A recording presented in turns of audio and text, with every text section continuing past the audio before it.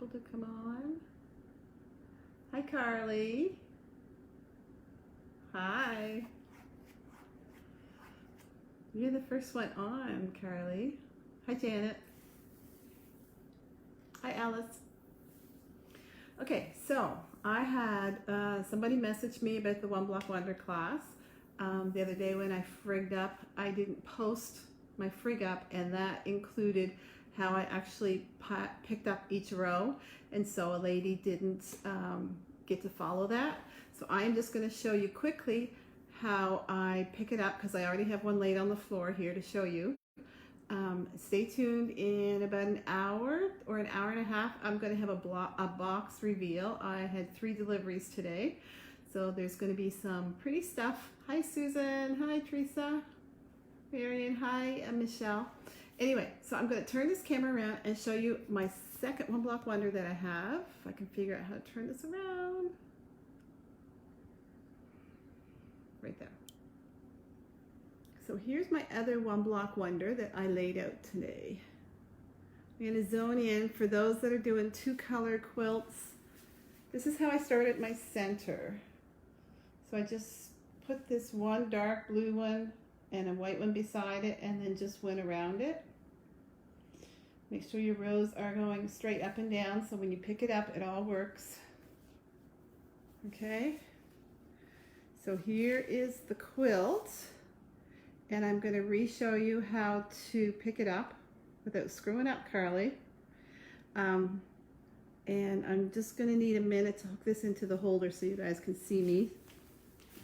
So hopefully it won't be too blurry. Oh, you don't need to see my dirty broom. Okay. Sorry about all the movement. So I'm going to start, this is row 1. And I'm going up here.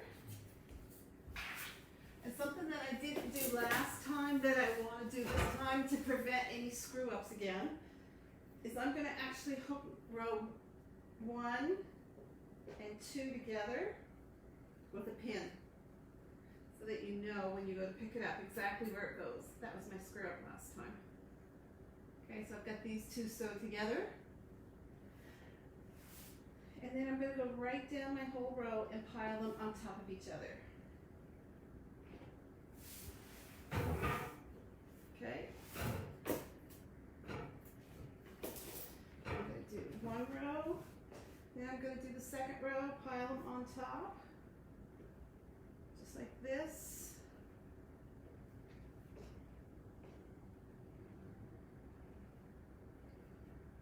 And then in the video, I show you how you sew all of row 1 together in one long line up. Remember, if you don't have a floor to work on, you can do it with a tablecloth or a flannel sheet hanging up on your wall. But this is literally all I do. Just put them all in row 1. Make sure the one you pick up always goes on the bottom. And then put a row 1 on top of it.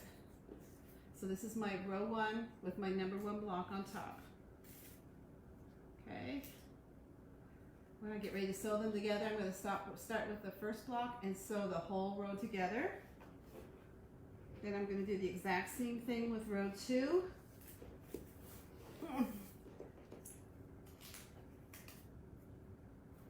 And then, after you get them sewed in long strips, that's when you're going to sew row 1 and row 2.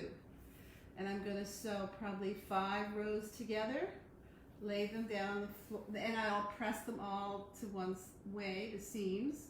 Then I'm going to pick up row 6, 7, 8, 9, 10. When I get them in groups of 5, then I'm going to pick them up and sew them together.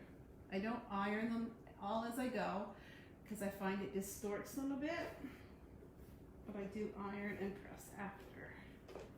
So this is row 3, and this is really, that's really how simple it is. Just make sure when you're joining them that you sew row 2, biggest place where you can mess up is sewing row 2 to the wrong side of row 1. So make sure you double check that your hexes match, and you should be good to go. Okay, ladies, so this is what I'm going to do with the whole quilt. I'm going to pile them all up like that and then go sit in my machine and sew them all at once. So I will see you all in about an hour and a half, and I'm going to do a box review. Bye.